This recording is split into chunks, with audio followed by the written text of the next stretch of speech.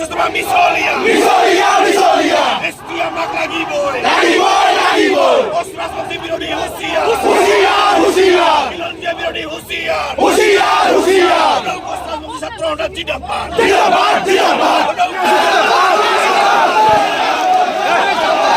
গোলকগঞ্জত প্ৰশাসনৰ কটকটীয়া নিৰাপত্তাৰ মাজতে সদৌ কোচ ৰাজবংশী ছাত্ৰ সন্থাৰ জোৰ সমদল। ধুবুৰী জিলাৰ গোলকগঞ্জ সমজিলাৰ অন্তৰ্গত সদৌ কোচ ৰাজবংশী ছাত্ৰ সন্থাৰ উদ্যোগত আৰু সদৌ ধুবুৰী পশ্চিম জিলা আক্ৰাছুৰ সহযোগত বৃহৎ জোৰ সমদল। কোচ ৰাজবংশী জনগোষ্ঠীক জনজাতিকৰণ আৰু কমতাপুৰ ৰাজ্য পুনৰ গঠনৰ দাবীত বৃহৎ প্ৰতিবাদী জোৰ সমদল উলিয়াই উক্ত অনুষ্ঠানত হাজাৰ হাজাৰ পুৰুষ মহিলা ডেকা গাভৰু কোচ ৰাজবংশী জাতীয় সাজ পৰিধান কৰি এই প্ৰতিবাদী কাৰ্যসূচী ৰূপায়ণ কৰে।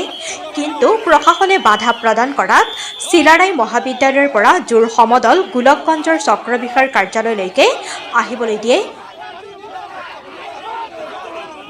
শেহতীয়াকৈ প্ৰশাসন আৰু আক্ৰাছুৰ মাজত ঠেলা হেঁচাত কিছুসংখ্যক কৰ্মী আঘাতপ্ৰাপ্ত হয়।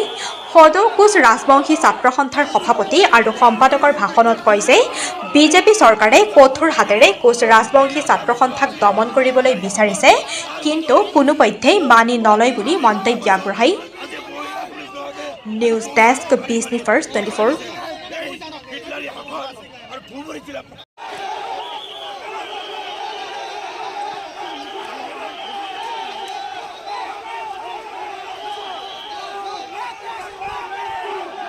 আমি জোৰ সমদল কাৰ্যসূচী লৈছিলো, কিন্তু হিমন্ত বিশ্ব শৰ্মাৰ হিটলাৰী প্ৰশাসনৰ আজি যি লাঠিৰ কবৰ কাৰণে আজি আমি প্ৰশাসন শান্তিমূলক কৰিব নিদিলে, তাৰ কাৰণে আমি অসমৰ মুখ্যমন্ত্ৰী ডাঙৰীয়া অসম আমি ধিক্কাৰ জনাইছো।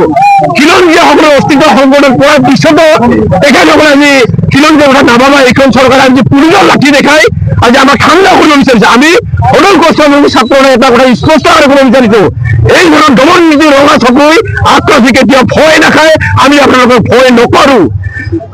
আবুলটো বুঝানোৰ আগত প্ৰস্তাব চলছে সকলেৰ যে ৰাজ্যব্যাপী দাবি জনজাতিকৰণেৰ বিষয়ে অসম ৰাজ্যেৰ যে আলোচনা নহয় তেতিয়ালৈকে এইখন চৰকাৰৰ ফল টিকট ব্যৱস্থা আমি কৰিম। আৰু যিকেইজন পুলিচে আমাৰ ল'ৰাক আজি মাৰি মূৰ ফালি দিছে সেইকেইটা পুলিচক আমি তদন্ত কৰি উচিত যদি সিদ্ধান্ত নলয় তেতিয়াহ'লে কিন্তু আমি যি সিদ্ধান্ত ল'ব লাগে সমাজৰ ছাত্ৰ নাই গতিকে আমি কাম কৰি যাম।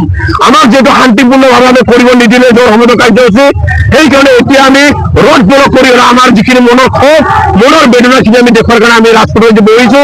এতিয়া আমি নুঠো, সেইকাৰণে আমাৰ কাৰ্যসূচী আৰু এটা কথা আহ্বান কৰিব বিচাৰিছো, এইখন চৰকাৰে খিলঞ্জীয়াৰ বাৰে বাৰে কথা কোৱা চৰকাৰে আজি খিলঞ্জীয়াৰ ক্ষোভ বিলাক আজি প্ৰকাশ কৰাৰ কাৰণে আজি দুখ বেদনা খিনি শুনিব নিবিচাৰে। সেইকাৰণে এইখন চৰকাৰক আমি ধিক্কাৰ জনাইছো। কিমান মানুহ আমাৰ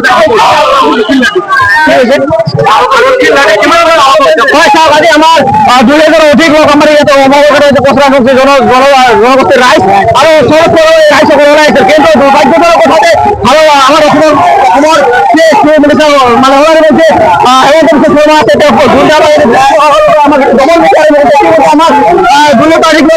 হৈছো। আমি ইতিমধ্যে অপায় দিব বিচাৰিছো অনাগত দিনত আপোনালোকে চৰকাৰে দমন নীতি কৰি ৰক্ষা কৰিব নোৱাৰিব। আমি সদায় ওলাই আহিম আৰু যিকোনো বিনিময়ত আমাৰ প্ৰশাসনৰ অস্তিত্ব এই ক্ষেত্ৰত আমাৰ সকলো শ্ৰেণীৰ ৰাইজ এতিয়া ওলাই আহিছে। সেই আপোনালোকক সদায় দিব বিচাৰিছো অনাগত বিধানসভা নিৰ্বাচনত আপোনালোকে 25-30 আজৰি থাকক।